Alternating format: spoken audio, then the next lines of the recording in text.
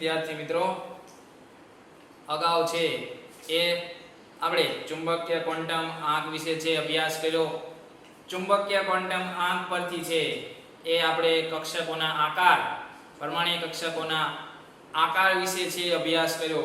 હવે વિદ્યાર્થી મિત્રો, કક્ષકોની ઊર્જા વિશે છે આપણે વાત કરવી છે કે કક્ષકોની ઊર્જા કેવી રીતે નક્કી થાય છે અથવા તો એની ઊર્જા કેટલી હોય. તો વિદ્યાર્થી મિત્રો, આપણે હાઇડ્રોજન જેવા પરમાણુ ક્રમાંક છે, તો હાઇડ્રોજન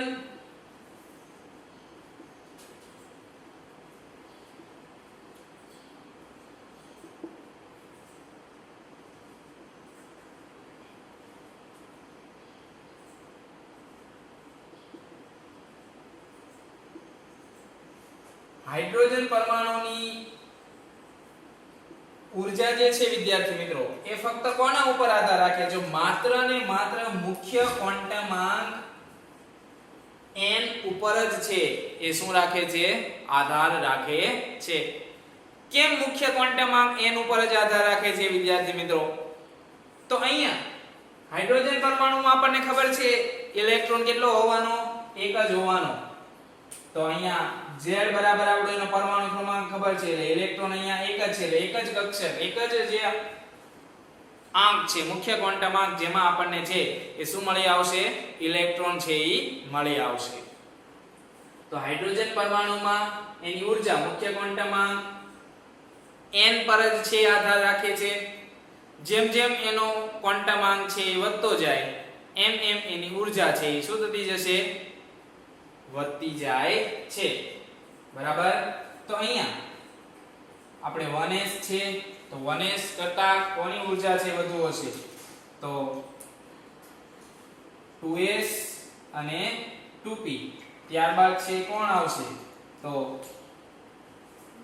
3s 3p અને 3d. સોરી, આ બધી સેમ હશે.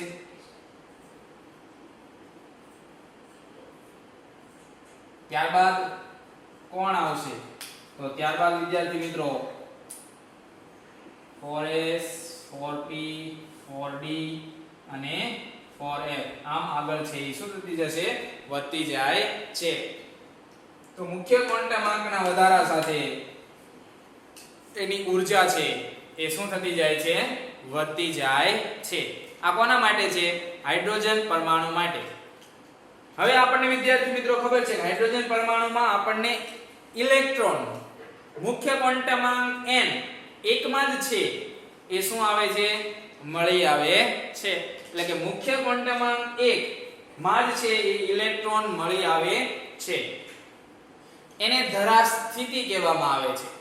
કઈ સ્થિતિ કહેવામાં આવે છે? એને ધરા સ્થિતિ કહેવામાં આવે છે, કે જે એક જ કક્ષકમાં આપણને છે એ શું મળી આવતો હોય? ઇલેક્ટ્રોન મળી આવતો હોય. હવે અહીંયા વિદ્યાર્થી મિત્રો જોશું તો 2s અને 2p, 3s 3p અને 3d, 4s 4p 4d and 4f therefore equal that આને છે એ શું કહેવાય? તો કે સમશક્તિ ધરાવતી કક્ષકો કહેવાય. કેવી કક્ષકો કહેવાય? સમશક્તિ ધરાવતી કક્ષકો છે એ કહેવામાં આવે છે. 2s બરાબર 2p હશે, 3s 3p 3d. કેમ? કારણ કે મુખ્ય ક્વોન્ટમાંક સમાન છે. અહીંયા પણ આનો પણ મુખ્ય ક્વોન્ટમાંક છે એ કેવા છે? સમાન છે. આનો આપણે મુખ્ય ક્વોન્ટમાંક જોશું તો કેવા છે વિદ્યાર્થી મિત્રો? સમાન છે.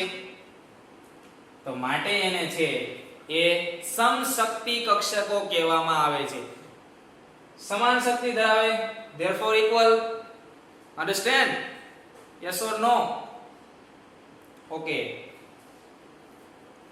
તો વિદ્યાર્થી મિત્રો, આ આપણને ખ્યાલ આવે છે કે હાઇડ્રોજન પરમાણુમાં એની ઊર્જા ફક્ત કોના ઉપર આધાર રાખે છે?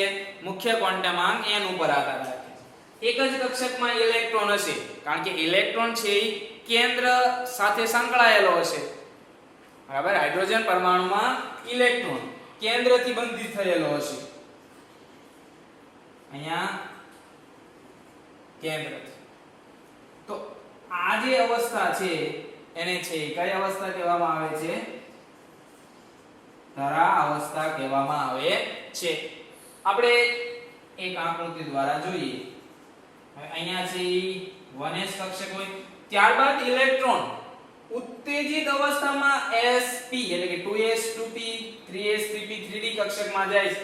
તો એની ઊર્જા અહીંયા ધારો કે 2s માં ગયો, 2p માં, 3s 3p કે 3d ઉત્તેજિત અવસ્થામાં અહીંયા છે ઈ જાય છે. ઉત્તેજિત અવસ્થામાં એટલે કે જ્યારે એને ઊર્જા આપવામાં આવે ત્યારે અહીંયાથી ઉત્તેજિત થઈને આ કક્ષકમાં જશે અથવા તો કઈ કક્ષકમાં જાય છે? આ કક્ષકમાં જાય છે. પણ એના પહેલા વિદ્યાર્થી મિત્રો ક્યાં હશે? આ એની ધરા અવસ્થામાં છે. એ સ્થાન ધરાવતો હોય છે, કેન્દ્રથી છે આકર્ષાયેલો હોય છે. ઇલેક્ટ્રોન તો કેન્દ્રથી જ આકર્ષાયેલા હશે, બરાબર? તો આ હાઇડ્રોજન પરમાણુ કે જેમાં એક જ ઇલેક્ટ્રોન ધરાવે છે તેના માટે ઊર્જા ક્રમની આપણે વાત કરી. હવે વિદ્યાર્થી મિત્રો આપણે બહુ ઇલેક્ટ્રોનીય ધરાવતા પરમાણુ વિશે છે એ વાત કરવી છે. બહુ ઇલેક્ટ્રોનીય ધરાવતા પરમાણુ એટલે શું? એક કરતા વધારે ઇલેક્ટ્રોન ધરાવતા પરમાણુ વિશે છે આપણે વાત કરીશું. તો આગળ આપણે જોઈએ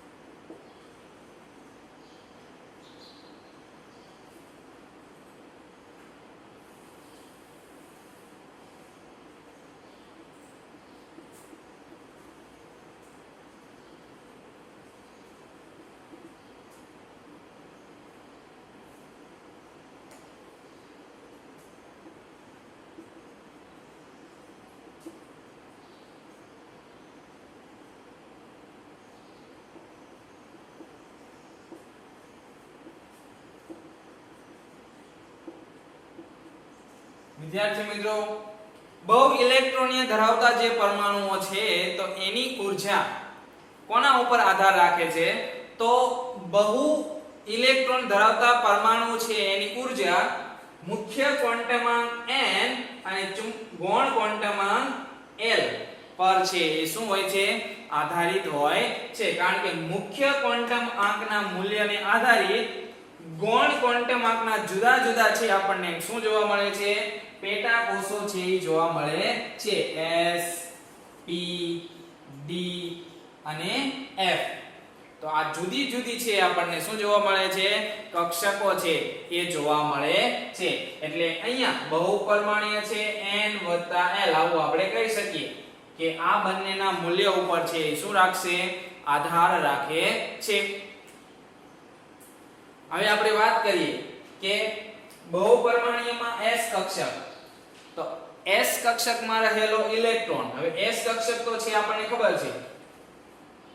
s કક્ષક કેવી છે? ગોળાકાર કક્ષક છે. ત્યારબાદ છે p કક્ષક, d કક્ષક અને f કક્ષકો, પેટા કક્ષકો છે આવે. એનો છે શું થાય છે? સમાવેશ કરવામાં આવે છે. તો વિદ્યાર્થી મિત્રો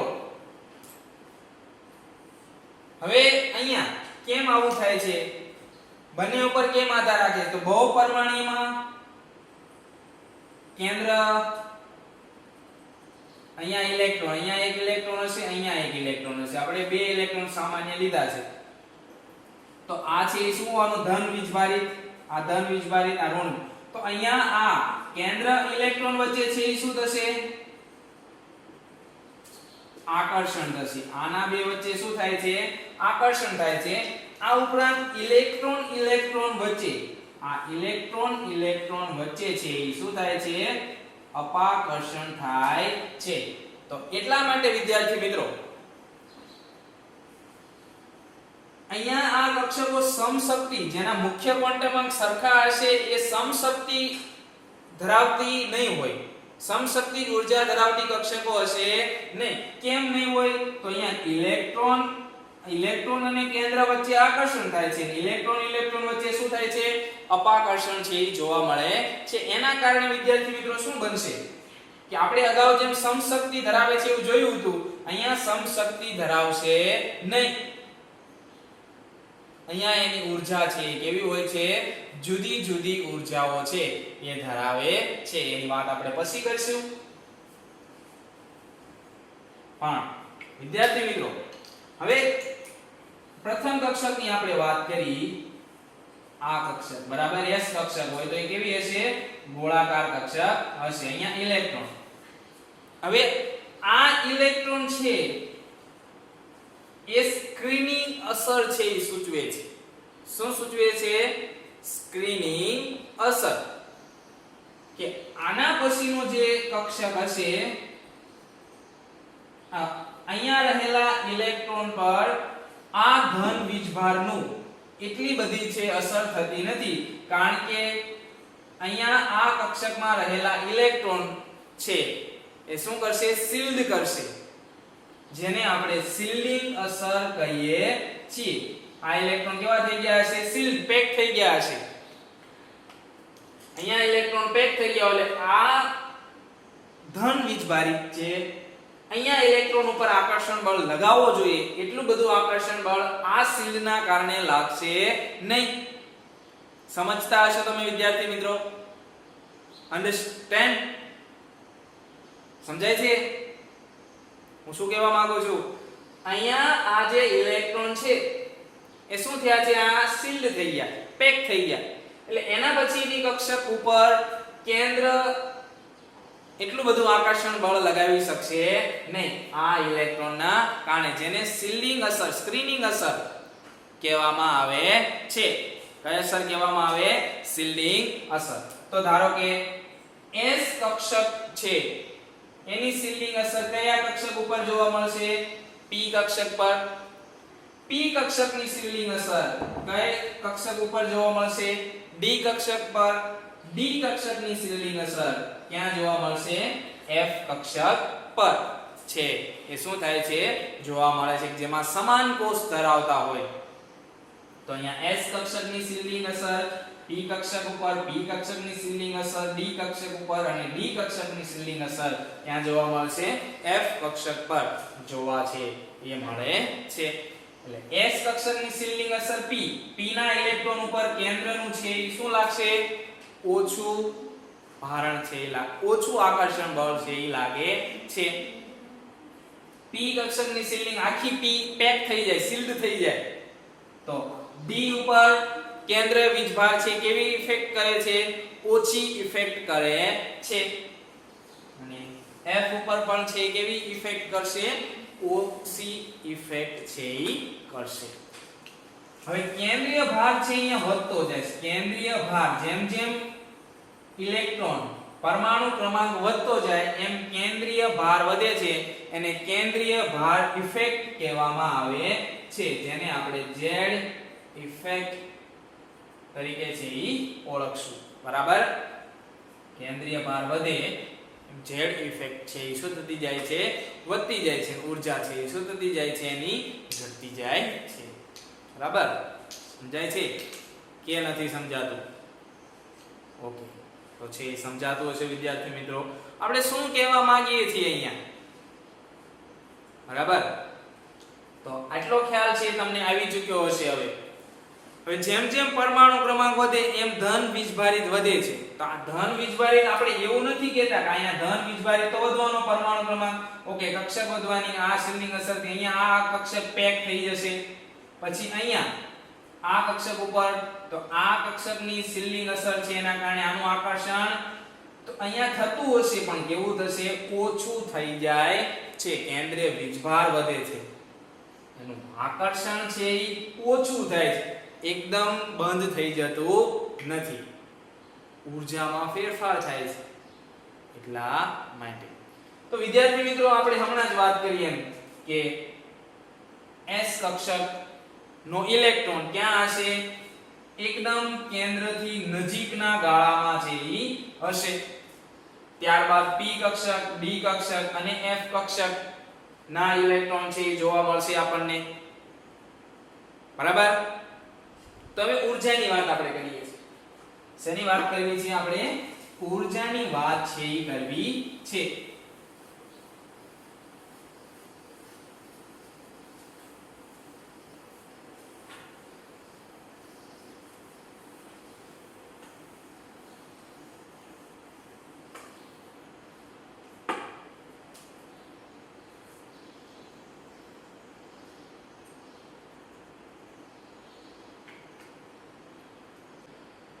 S કક્ષક છે એ કેન્દ્રની એકદમ કેવી હશે? નજીક છે ઈ હોય છે. ત્યારબાદ p કક્ષક, d કક્ષક અને છે એ કઈ કક્ષક જોવા મળશે? f કક્ષક છે એ આપણને જોવા મળે છે. તો વિદ્યાર્થી મિત્રો અહીંયા S કક્ષક છે એ કેન્દ્રની નજીક હોય એટલે એની ઊર્જા છે એ કેવી હશે? ઓછી હશે. ત્યારબાદ p કક્ષક ની વધુ હશે S કક્ષક કરતા, d કક્ષક ની વધુ હશે p કક્ષક કરતા અને f કક્ષક ની વધુ હશે d કક્ષક કરતા. કારણ કે જેમ જેમ કક્ષકોનો વધારો થતો જાય એમ એમ ધન વીજભારિત વધતો જાય ત્યારે જ કક્ષકો વધતી જાય. તો અહીંયા વિદ્યાર્થી મિત્રો ધન વીજભારિત છે એ વધતો જશે. એના કારણે કક્ષકો, આની ઊર્જા છે એ ઓછી હશે, આની વધુ, એટલે S કક્ષકની ઊર્જા સૌથી ઓછી. પછી ત્યારબાદ આપણે કહી શકીએ S less than P less than D less than F. S કક્ષકની ઊર્જા કરતા P કક્ષકની, P કક્ષકની ઊર્જા કરતા D કક્ષકની અને D કક્ષકની ઊર્જા કરતા F કક્ષકની ઊર્જા છે અહીંયા કેવી જોવા મળે છે? વધુ છે એ જોવા મળે છે. એની શિલ્ડિંગ અસર આપણે યાદ કરો વિદ્યાર્થી મિત્રો. તો એ આગળની કક્ષાઓ દ્વારા છે એ શું થયેલી હોય છે? શિલ્ડ થયેલી હોય છે. શું થયેલી હોય? શિલ્ડ થયેલી હોય છે. એટલા માટે અહીંયા જો આપણે સમાન કોષની વાત કરીએ ને, સમાન કોષની વાત, હો વિદ્યાર્થી મિત્રો, શેની હું વાત કરું છું? સમાન કોષ. તેમાં વિપાટન દર્શાવે છે. એવું અગાઉ આપણે જોઈ ગયા કે વિપાટન દર્શાવે. હાઇડ્રોજન પરમાણુ છે S કક્ષકમાં શું દર્શાવે છે? વિપાટન દર્શાવે છે. આવું કેમ થાય છે? તો અહીંયા પણ સમાન કોષમાં શું દર્શાવે છે? વિપાટન દર્શાવે છે. હવે આપણે શરૂઆતમાં જોયું, શું જોયું? તો કે મુખ્ય ક્વોન્ટમાંક n અને ગૌણ ક્વોન્ટમાંક l ના મૂલ્યો ઉપર બહુ ઇલેક્ટ્રોનને ધરાવતા પરમાણુની ઊર્જા આધાર રાખે છે. કોણ? બહુ ઇલેક્ટ્રોનને ધરાવતા પરમાણુની ઊર્જા કોના ઉપર આધાર રાખે છે? તો કે મુખ્ય ક્વોન્ટમાંક n અને l ના મૂલ્ય ઉપર. હવે આ ગણતરી પણ થોડીક છે કેવી હોય છે? અટપટીઓ હોય છે. તો આપણે અહીંયા કહી શકીએ, શું કહી શકીએ? તો n plus l ના મૂલ્ય ઉપર આધારિત છે. l નું મૂલ્ય શું? n નું મૂલ્ય જેમ ઊંચું એમ એની ઊર્જા વધુ, n નું મૂલ્ય નીચું એમ એની ઊર્જા ઓછી. સાથે સાથે એની પેટા કક્ષકો ઉપર પણ આધાર રાખે છે. આપણે જોઈએ તમારી બોક્સમાં છે ને વિદ્યાર્થી મિત્રો, આવો એક આલેખ આપ્યો છે, જોજો કે અહીંયા 1s, પછી છે 2s,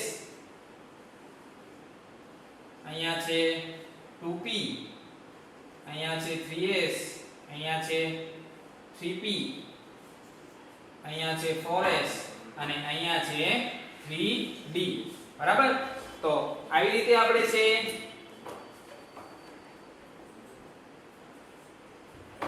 આના કરતા આની ઊર્જા વધુ, આના કરતા આની ઊર્જા વધુ, આના કરતા આની ઊર્જા વધુ, આની ઊર્જા વધુ, આની ઊર્જા વધુ અને આની ઊર્જા વધુ. તો આ કેવી રીતે આપણે ફાઇન્ડ કરી શકીએ? તો જો અહીંયા n plus l ના મૂલ્યને આધીન. કેવી રીતે આપણે ફાઇન્ડ કરી શકશું?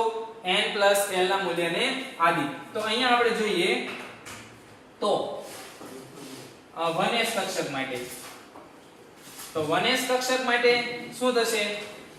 n plus l તો અહીંયા n નું મૂલ્ય 1 હવે આપણે જોઈ ગયા 0 1 2 3 4 તો અહીંયા s p d f g બરાબર આવું જોઈ ગયા તો s બરાબર તો અહીંયા કેટલા થશે 0 તો અહીંયા 0 એટલે કેટલું મૂલ્ય થયું 1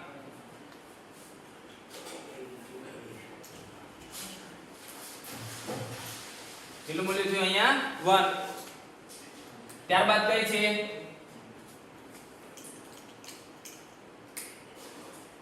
2s છે અહીંયા તો 2 0 કારણ કે s 0 2 એટલે મુખ્ય ક્વોન્ટમ અંક એટલે અહીંયા કેટલા થયા 2 ત્યારબાદ જોઈએ 2p તો અહીંયા 2p 2p એટલે 1 એટલે કેટલું થયું 3 ત્યારબાદ કોણ આવે છે 3s તો અહીંયા 3s 3 0 કેટલી થાય 3 ત્યારબાદ કઈ આવે છે 3p 3 p એટલે 1 એટલે કેટલી થશે 4 ત્યારબાદ છે 4s 4 0 4 3d તો અહીંયા 3d 3 2 d એટલે અહીંયા કેટલા છે 2 આ મુખ્ય ક્વોન્ટમમાં 3 2 એટલે કેટલા થશે 5 હવે જો વિદ્યાર્થી મિત્રો અહીંયા બે મૂલ્ય સમાન છે કયા બે મૂલ્ય સમાન છે આ બે મૂલ્ય અને આ બે મૂલ્ય તો આપણને એવું થાય કે સર આમાં તો બંને મૂલ્ય સમાન આવ્યા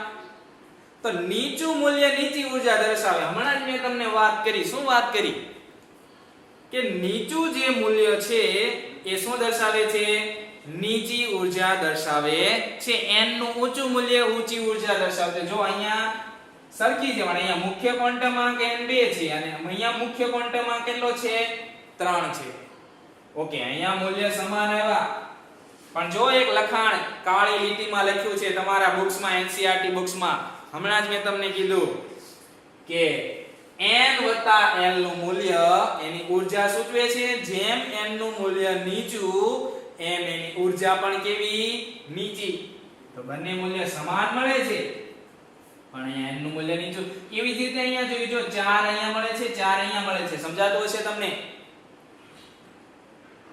તો અહીંયા 3 છે અને અહીંયા 4 છે તો n ની વેલ્યુ ક્યાં વધુ છે અહીંયા વધુ છે એટલે આની ઊર્જા છે એ આના ઊર્જા કરતા છે વિદ્યાર્થી મિત્રો કેવી થશે વધુ થશે you will be understand yes or no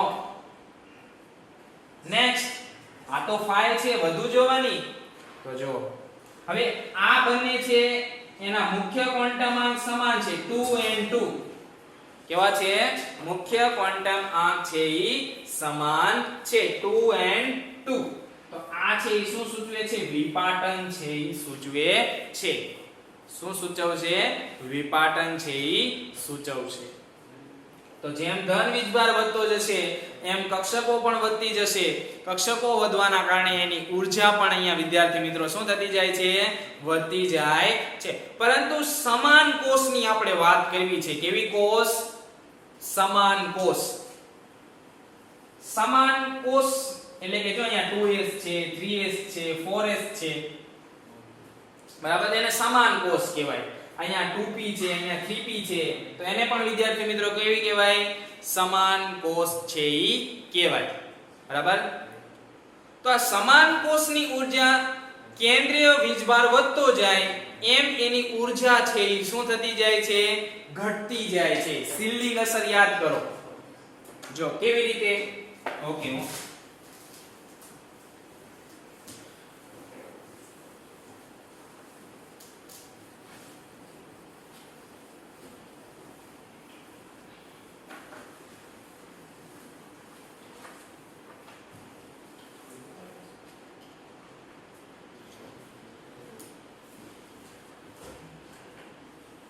ચલો હું અહીંયા છે હાઇડ્રોજન પરમાણુ લઉં બરાબર વિદ્યાર્થી મિત્રો તો હાઇડ્રોજન પરમાણુમાં આ એક જ કક્ષક છે હોવાની આ એક શિલ્ડ અસર દર્શાવશે હવે ત્યારબાદ લિથિયમ હું લઉં તો અહીંયા લિથિયમ ની આપણે ધારો કે બે કક્ષક છે 1s2 લિથિયમ નો પરમાણુ 1s2 અને 2s1 તો જો આ શિલ્ડ પામી આ કક્ષકના કારણે આ કક્ષક શિલ્ડિંગ અસર અનુભવશે, કારણ કે અહીંયા ઇલેક્ટ્રોન સંપૂર્ણ ભરાઈ ગયા એટલે આ ઇલેક્ટ્રોનનું આ કેન્દ્ર પ્રત્યેની ઊર્જા આકર્ષણ છે કેવું થઈ જશે, ઓછું. એવી જ રીતે આપણે આગળ જઈએ. લિથિયમ પછી આપણે સોડિયમમાં સમજીએ તો 1s2 2s2 2p6 3s1 આવી એની ઇલેક્ટ્રોન રચના હોય. આવી રીતે કક્ષકો ઇલેક્ટ્રોનમાં ભરાણા હોય. આપણે પછી સમજવાનું છે, બરાબર વિદ્યાર્થી મિત્રો. અહીંયા તો આ 2p કક્ષક સંપૂર્ણ શું પામી હશે, શિલ્ડ પામી હશે. એના કારણે 3s કક્ષકના ઇલેક્ટ્રોન ઉપર આનું આકર્ષણ કેવું થઈ જશે, ઘટી જશે. એટલે જેમ જેમ સમાન કક્ષકોની વાત, જો અહીંયા 3s 2s 1s1, તો આ સમાન કોષ છે. કેવી કોષ છે, સમાન. તો કેન્દ્રીય વીજભાર તો વધતો ગયો. અહીંયા કેન્દ્રીય આપણે હાઇડ્રોજન પરમાણુ હતો એટલે એક લિથિયમ પરમાણુ હોય તો એનો કેન્દ્રીય વીજભાર આપણે પ્રોટોન પ્લસ ઇલેક્ટ્રોન એટલે 6 કહીએ. આપણો સોડિયમ છે તો એનો 23. તો વધતો જાય છે એમ એમ એની ઊર્જા શું થતી જાય છે, ઘટતી જાય છે, બરાબર. તો આપણે સમાન ઊર્જા ધરાવતા શું ધરાવતા,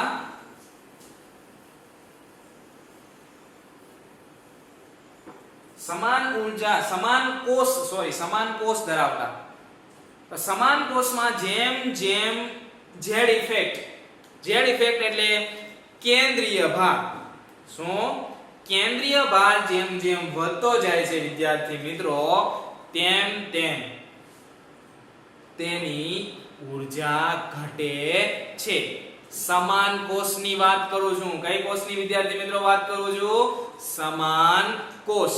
તો અહીંયા આપણે આ લઉં હાઇડ્રોજન, લિથિયમ, સોડિયમ, પોટેશિયમ, તો અહીંયા EH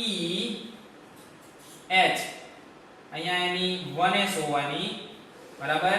પછી E લિથિયમ અહીંયા એની 2s1 હોવાની, 1s1 2s1 greater than E Na 3s1 હોવાની ગ્રેટર ધેન Ek 4s1.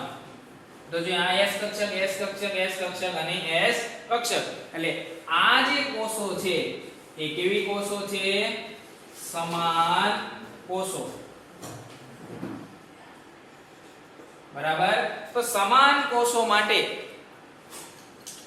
જેમ જેમ કેન્દ્રીય વીજભાર વધતો ગયો, આ બાજુ કેન્દ્રીય વીજભાર વધતો ગયો, આ કેન્દ્રીય વીજભાર વધે છે એમ એની ઊર્જા છે શું થાય છે, ઘટે છે. તો કેન્દ્રીય વીજભાર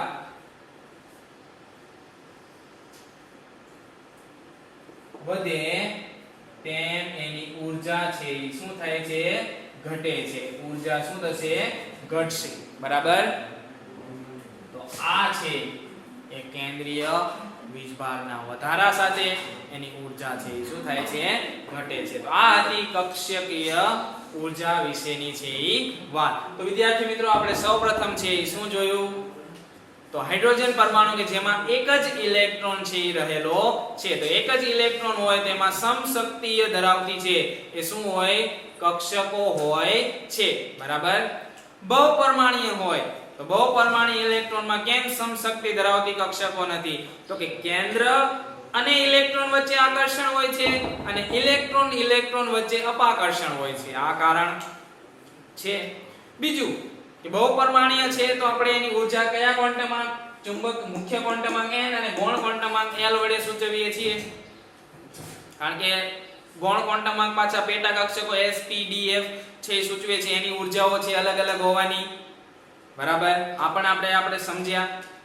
શિલ્ડિંગ અસર કોને કહેવાય એના વિશેનો છે અભ્યાસ કર્યો. પછી ઊર્જા વિશેનો છે અભ્યાસ કર્યો કે જુદી જુદી ઊર્જા કેવી, જુદી જુદી કક્ષકો કેવી ઊર્જા દર્શાવે છે, કેન્દ્રીય વીજભાર વધતા અને સમાન જે છે એ ઊર્જા, સમાન કોષો છે એ ઊર્જા કેવી દર્શાવે, કેન્દ્રીય વીજભાર વધતા.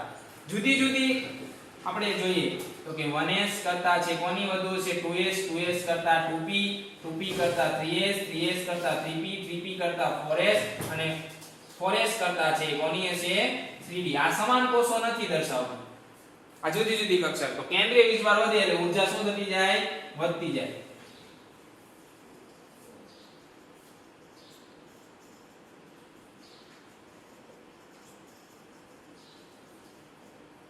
પરંતુ કે સમાન ઉર્જામાં સમાન કોષો માટે કેન્દ્રીય વીજભાર વધે એમ ઉર્જા છે શું થાય ઘટે છે બરાબર તો વિદ્યાર્થી મિત્રો આજનું સેશન આપણે અહીંયા સુધી રાખીએ છીએ જય હિન્દ જય ભારત